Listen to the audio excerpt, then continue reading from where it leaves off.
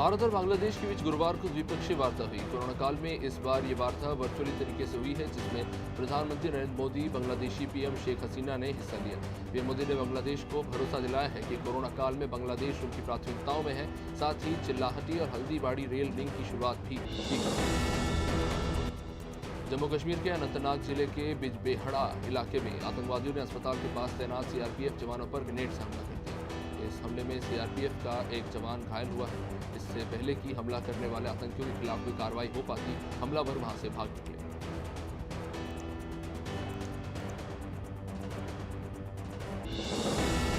सागर में बीजेपी ने नए कृषि कानूनों के समर्थन में किसान सम्मेलन का आयोजन किया। इस दौरान लोक निर्माण मंत्री गोपाल भार्गव ने प्रधानमंत्री किसानों को समृद्ध और आत्मनिर्भर बनाने का काम किया। उन्होंने ये कहा, किसान बिल के समर्थन में मंत्री गोपाल भार्गव, पूर्व केंद्रीय मंत्री डॉक्टर वीरेंद्र कुमार, मंत्री विजेंद्र प्रताप सिंह, सांसद राज बहादुर सिंह ने बिल के समर्थन में किसानों से चर्चा की।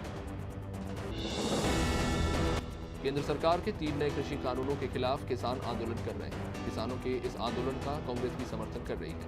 सागर में भी कांग्रेस के नेतृत्व में किसानों ने कृषि बिल का विरोध किया।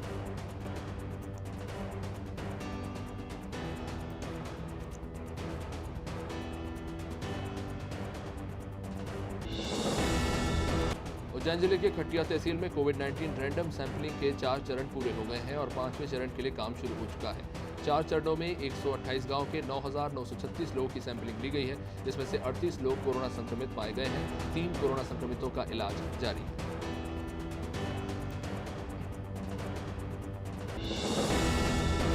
बालाघाट के लॉन्जी एसडीएम ने मिल संचालक अतुल आसटकर पर प्रकरण दर्ज करने के आदेश दिए हैं। किसानों को मिल संचालक अतुल ने धान का पैसा नहीं दिया और मिल बंद कर फरार हो गए। मिल संचालक ने करीब 7 से 8 लाख रुपए की राशि किसानों को नहीं दी।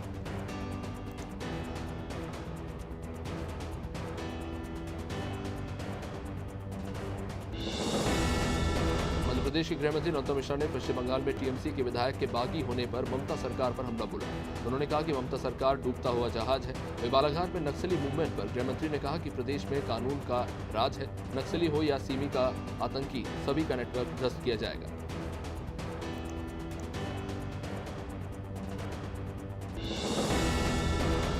चिकित्सा शिक्षा मंत्री विश्वास सारंग ने चुनाव आयोग के अधिकारियों पर एफआईआर कराने के निर्देश पर बयान देते हुए कहा कि चुनाव आयोग के निर्देशों का पालन किया जाएगा। 13 महीनों की कांग्रेस सरकार ने भ्रष्टाचार के सारे रिकॉर्ड तोड़ दिए हैं। भ्रष्टाचार के पैसे का दुरुपयोग करने वालों के खिलाफ सख्त कार्रवाई होनी चाहिए।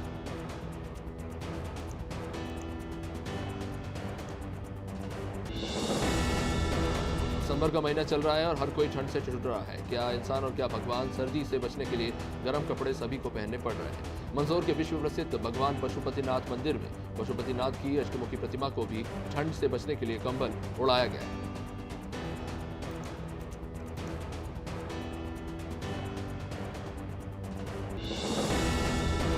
एक और सरकार गरीबों को रोजगार देने के लिए कई तरह के प्रयास कर रही है, तो अजयगढ़ी की ग्राम पंचायत पडरहा में सरपंच सचिव पंचायत के निर्माण कार्य मजदूरों की जगह कॉन्ट्रैक्टर ठेकेदारों से करवा रहे हैं। ठेकेदार द्वारा निर्माण कार्य में घटिया सामग्री का इस्तेमाल किया जा रहा है।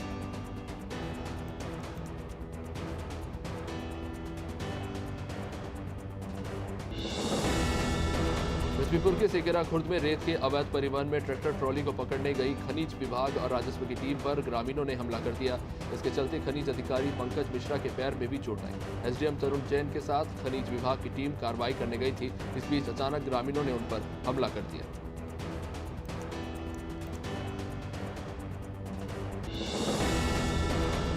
प्रदेश स्तरीय कृषि महासम्मेलन 18 दिसंबर को रायसेन के दशहरा मैदान में यानी कि कल आयोजित होगा। इसमें पीएम नरेंद्र मोदी भी ऑनलाइन जुड़कर किसानों से संवाद कर सकते हैं। इस किसान महासम्मेलन के माध्यम से किसानों को नए कृषि कानूनों के फायदे भी बताए जाएंगे।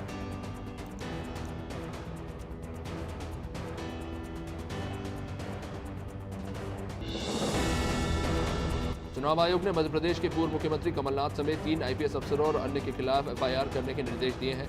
कमलनाथ पर 2019 के लोकसभा चुनाव में पैसों का गलत इस्तेमाल करने के आरोप हैं। चुनाव आयोग के आदेश के बाद बीजेपी हमलावर हो गई है और कमलनाथ पर चौतरफा हमला हो रहा है। बीजेपी प्रदेश अध्यक्ष वीडी शर्मा ने कमलनाथ को आड़े हाथों लेते हुए कहा कि कमलनाथ की सरकार में जमकर भ्रष्टाचार किया गया।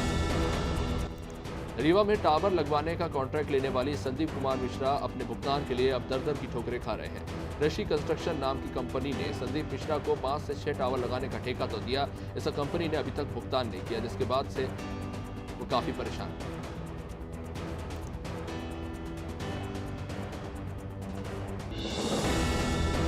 कमलनाथ पर चुनाव आयोग की कार्रवाई के बाद बीजेपी ने घेरा कस दिया है। वी.डी. शर्मा ने कमलनाथ के चुनाव को रद्द करके इसे शून्य घोषित करने की कहा है। उन्होंने कहा कि तत्कालीन सीएम ने अधिकारियों का इस्तेमाल पैसों के लिए किया और ये साबित भी हो गया है कि कमलनाथ ने चुनाव जीतने के लिए धनबल का इस्तेमाल किया।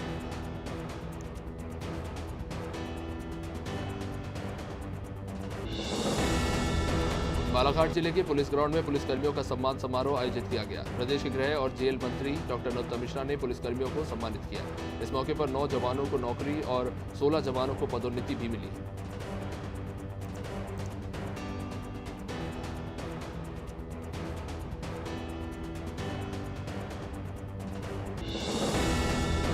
बगनार क्षेत्र में गुरुवार सुबह बुरहानपुर अमरावती हाईवे पर बिना अनुमति के कुछ लोगों ने बैलों की दौड़ प्रतियोगिता करवा दी। बैलों की ये दौड़ धाबा से शुरू होकर 18 किलोमीटर दूर सिरपुर तक चली। 15 बैलों के जोड़ों की इस दौड़ में प्रथम विजेता के लिए टीवी का इनाम रखा गया। बताया जा रहा है कि पुलिस से बचने के लिए जानबूझकर सुबह ये दौड़ आयोजित की गई थी। इसमें 500 से ज्यादा मोटरसाइकिल भी बैलों के पीछे दौड़ते नजर आए। बीजेपी प्रदेश कार्यालय में ऑडियो ब्रिज कार्यक्रम का आयोजन किया गया। सीएम शिवराज सिंह और प्रदेश अध्यक्ष वी.डी. शर्मा इसमें शामिल हुए। ऑडियो ब्रिज के माध्यम से सीएम ने प्रदेश के अलग अलग जिलों में कार्यकर्ताओं को संबोधित किया, जिसमें उन्होंने 16 दिसंबर को किसानों के खातों में 1 क्लिक से दी जाने वाली 1600 करोड़ की राशि के बारे में जानकारी दी।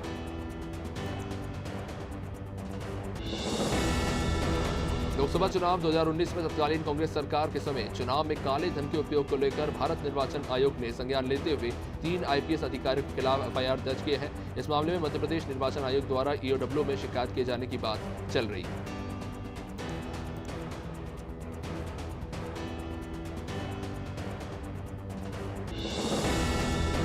कोरोना संकट काल के दौरान राजधानी भोपाल में दवा उपकरण की खरीदी सहित भर्ती में गड़बड़ी का मामला सामने आया है। कोरोना संक्रमण काल के दौरान नियम विरुद्ध तरीके से दवा और उपकरण की खरीदी की गई थी। इसको लेकर कलेक्टर के आदेश पर जांच शुरू कर दी गई है। खरीदी मामले में जयदीप और अनन्या फर्म के नाम अभी तक सामने आए हैं।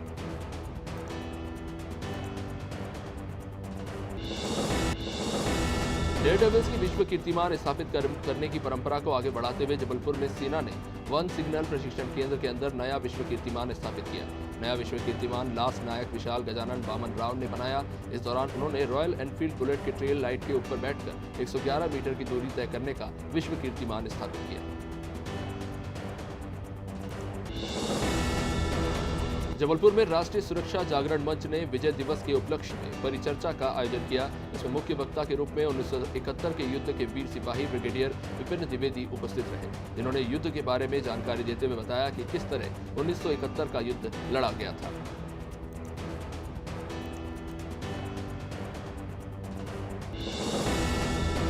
इंदौर में कृषि सम्मेलन को संबोधित करते हुए बीजेपी राष्ट्रीय महासचिव कैलाश विजयवर्गीय ने बयान दिया था कि कमलनाथ की सरकार गिराने में अगर किसी की महत्वपूर्ण भूमिका रही है तो वो नरेंद्र मोदी जी की रही है। विजयवर्गीय के इस बयान के बाद कांग्रेस बीजेपी पर हमलावर हो गई है। इसको लेकर लक्ष्मण सिंह ने भी बीजेपी पर कटाक्ष किया है और इसको लेकर कार्रवाई करने की बात कही है। मध्य प्रदेश विधानसभा के प्रोटेम स्पीकर रामेश्वर शर्मा ने हरिपुरा स्थित डंपिंग यार्ड की व्यवस्थाओं का जायजा लिया।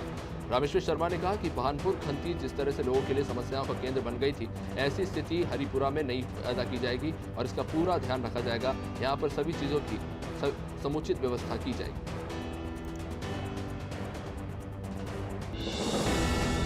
हुजूर विधानसभा क्षेत्र में आने वाले ग्राम समर्धा का विधायक और प्रोटेम स्पीकर ने निरीक्षण किया और रामेश्वर शर्मा की पहल पर बीएसएनएल की टीम ने गांव का मुआयना किया है और टावर लगाने की बात कही जा रही है।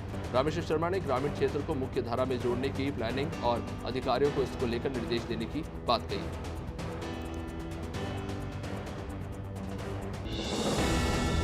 गृहमंत्री नरोत्तम मिश्रा ने पूर्व मुख्यमंत्री कमलनाथ पर तीखा हमला बोला। बालाघाट के दौरे पर आए नरोत्तम मिश्रा ने कहा कि कमलनाथ प्रदेश के अब तक के सबसे भ्रष्ट मुख्यमंत्री रहे हैं, जिनके कार्यकाल में वल्लभ भवन में दलालों का अड्डा था। नरोत्तम मिश्रा ने कहा कि फंडिंग मामले से तो अब ये साबित हो गया है कि कमलनाथ सरकार सिर्फ कमाई करने में ही जुटी रही।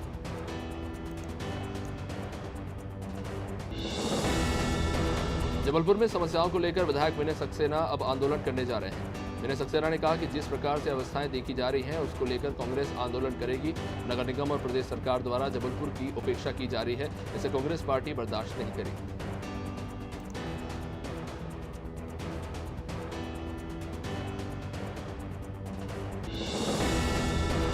सागर के संभागीय किसान सम्मेलन में मंत्री गोपाल भार्गव के दिए गए भाषण पर बवाल खड़ा हो गया है। एक और कांग्रेस ने उनकी घेराबंदी शुरू कर दी है तो वही सिख समाज के लोगों ने बयान पर माफी मांगने को कहा है और ऐसा न करने पर मानहानि का मामला दर्ज कराने की धमकी दी है।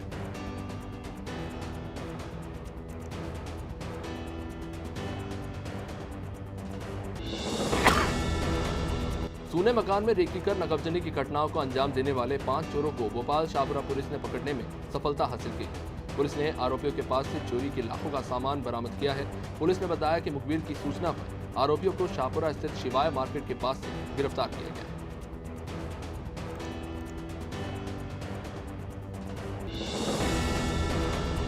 भूपेश सरकार के 2 साल पूरे होने पर हुई कैबिनेट बैठक में अहम फैसले लिए गए।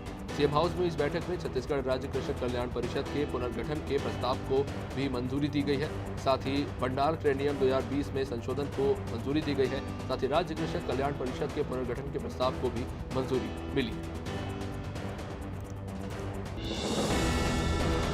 बैकुंठपुर में भूपेश सरकार के 2 साल पूरे होने पर प्रेस कॉन्फ्रेंस का आयोजन किया गया। इस दौरान संसदीय सचिव और साबरी विधायक तामड़ी महाराज ने शासन की उपलब्धियां गिनाई। संसदीय सचिव ने कहा कि सरकार ने पिछले 2 सालों में गढ़बो नवा छत्तीसगढ़ लक्ष्य को लेकर सभी वर्गों के विकास के लिए कई योजनाएं और कार्यक्रम संचालित किए। रायपुर में बीजेपी महिला मोर्चा की प्रदेश अध्यक्ष शालिनी राजपूत ने कांग्रेस सरकार के 2 साल पूरे होने पर कांग्रेस को आड़े हाथों लिया। उन्होंने कहा कि कांग्रेस सरकार महिलाओं की उन्नति, सुरक्षा और स्वावलंबन के मोर्चे पर बुरी तरह से विफल रही है।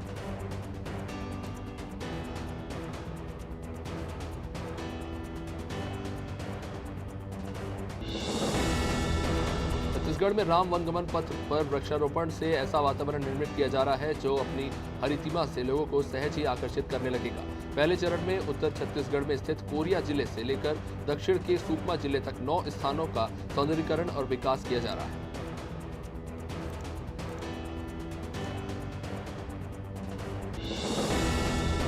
छत्तीसगढ़ के नक्सल प्रभावित सुकमा जिले में सुरक्षा बलों ने मुठभेड़ में एक नक्सली को मार गिराया।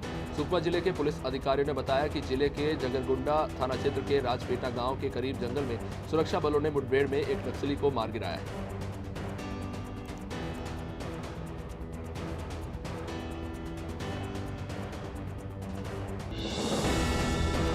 चौदह दिसंबर से शुरू हो रही राम वनगमन पथ यात्रा 17 दिसंबर को जिले के चंदखुरी पहुंचेगी। इस दौरान यात्रा का जगह जगह फूल बरसाकर स्वागत किया जा रहा है। पर्यटन रथ यात्रा रैली का समापन सीएम भूपेश बघेल के मुख्य आतिथ्य में शाम 4 बजे चंदखुरी में किया जाएगा।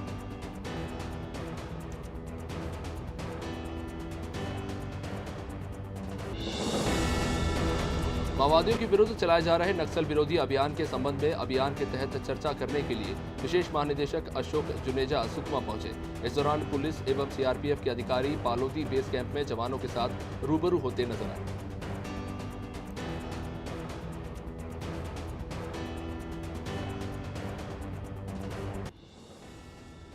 छत्तीसगढ़ की भूपेश सरकार ने आज अपने 2 साल का कार्यकाल पूरा कर लिया। कांग्रेस सरकार के 2 साल पूरे होने पर जश्न मनाने की तैयारियां जोर शोर से चल रही है। तभी रायगढ़ में छत्तीसगढ़ के उच्च शिक्षा मंत्री उमेश पटेल ने प्रेस कॉन्फ्रेंस कर सरकार की उपलब्धियां गिनाई।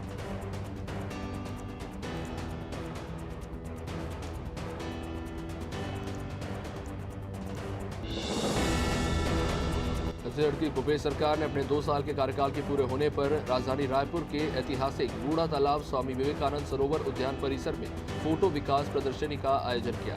छत्तीसगढ़ बात है अभिमान के छत्तीसगढ़िया स्वाभिमान के थीम पर आधारित इस प्रदर्शनी का शुभारंभ जिले के प्रभारी मंत्री रविंद्र चौबे ने किया।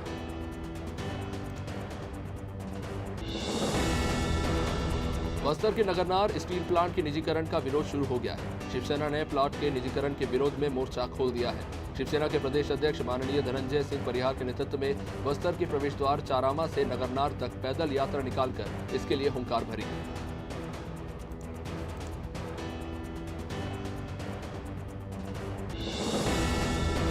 छत्तीसगढ़ में भूपेश सरकार को बने 2 साल पूरे हो चुके हैं, जिसको लेकर विपक्ष आज के दिन को काला दिवस के रूप में मना रही है। छत्तीसगढ़ राज्य की तीसरी पार्टी जोगी जनता कांग्रेस हर जिले में प्रदर्शन कर रही है। राजनांद गांव में भी जोगी कांग्रेस के कार्यकर्ताओं ने जयस्तंभ चौक पर काले गुब्बारे दिखाते हुए विरोध जताया।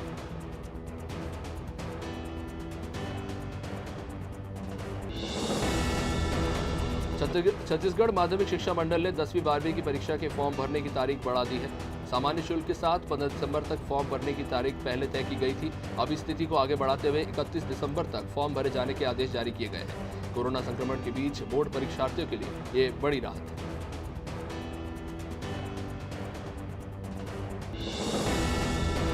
जवाहर नवोदय विद्यालय में चयन परीक्षा के लिए ऑनलाइन आवेदन की तिथि में बढ़ोतरी की गई है। इसका लाभ अब जिले के छात्रों को मिलने वाला है।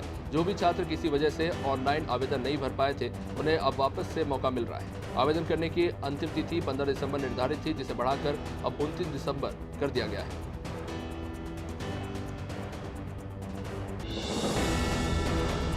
चांपा नगर विकास के लिए गट्टानी लोहा दुकान से त्रिमूर्ति टॉकीज तक फुटपाथ रोड का निर्माण किया जाएगा, जिसका नगरपालिका अध्यक्ष, नगरपालिका उपाध्यक्ष और पार्षदों की उपस्थिति में भूमि पूजन किया गया।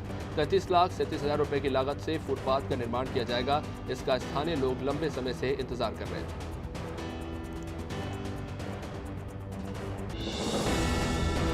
कबीरधाम जिले के तलईभात गांव में सतनामी समाज के संत उबारन दास ने समाधि लेने की परंपरा के जरिए मंदिर के अंदर जाकर 1 दिसंबर से 18 दिसंबर के लिए समाधि ली। सतनामी अखाड़ा के संत अपनी शक्ति के अनुसार समाधि लेते हैं। सतनामी समाज की मान्यता है कि संगठन के कई गुरुओं ने भी समाधि ली थी और इन्हीं की याद में इस परंपरा का निर्वहन किया जाता है। एटा जनपद के थाना बागवाला की रहने वाली महिला सरिता ने सीएम योगी से अपने पति के अत्याचारों से निजात दिलाने की गुहार लगाई है। महिला ने समाज सेवी संस्था अनिरुद्ध सोशल वेलफेयर सोसाइटी के माध्यम से प्रेस कॉन्फ्रेंस कर शासन से मदद मांगी है।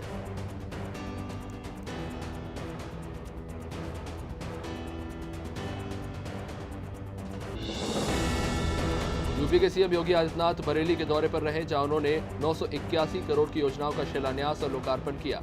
इस दौरान सीएम योगी आदित्यनाथ ने विकास के अपने संकल्प गिनाए तो विपक्ष पर जमकर निशाना भी साधा।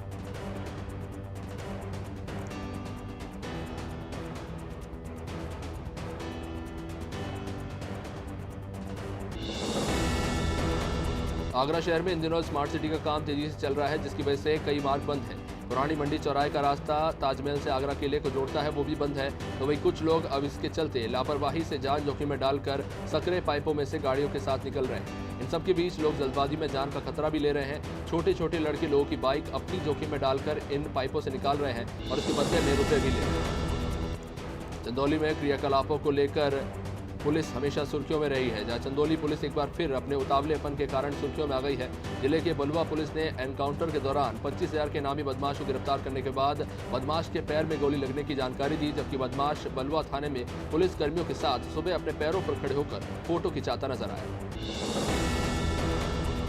गोरखपुर के चौरी चौरा तहसील में बीजेपी विधायक संगीता यादव की पहल पर वृहद रोजगार मेले का आयोजन किया गया। इसमें 14 कंपनियों ने 1471 बेरोजगारों को नौकरी दी। कोरोना संक्रमण के कारण फैली बेरोजगारी के कारण रोजगार मेले में भारी संख्या में रोजगार की उम्मीद के साथ यहां पर लोग पहुंचे थे।